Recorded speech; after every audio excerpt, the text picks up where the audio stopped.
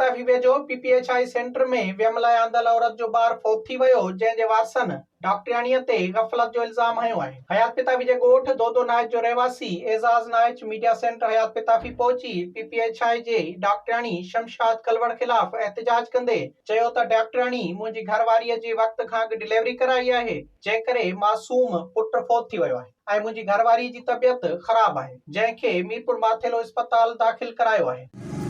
हयात पिताफी को PPH में मां खणी वियो, मुंहिंजो डिलीवरी केस हुयो ऐं तक़रीबन 3 ॾींहं पहिरियों मां हिते डिलीवरी केस थियो आहे, लेकिन इन्हनि डिलीवरी केस सही न करायो।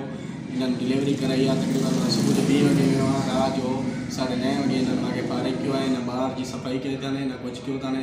मूंखे चयो न खणी वञ, बसि रोटी आहे त घर वञी सघे थो। मां हुते पुॻो आहियां घर, राति जो ॿारु मुंहिंजो फौत थियो आहे। सुबुह जो मां हिते खणी वियो हिननि वटि, हिननि चयो ॿारु फौत आहे, तूं इन खे जेको आहे पंहिंजो ऑक्सीजन छो न हाणे या छो न कुझु कयो। मां चयो तव्हांजो फ़र्ज़ु आहे, तव्हां मूंखे ॿुधायो त जेको आहे ॿार खे दाख़िल करायो या उनखे ऑक्सीजन जी ज़रूरत, उन्हनि मूंखे काई बि ॻाल्हि न आहे की जंहिंमहिल मुंहिंजो ॿारु फौत थियो आहे उन्हनि खां पोइ हिननि ॻाल्हि कई आहे।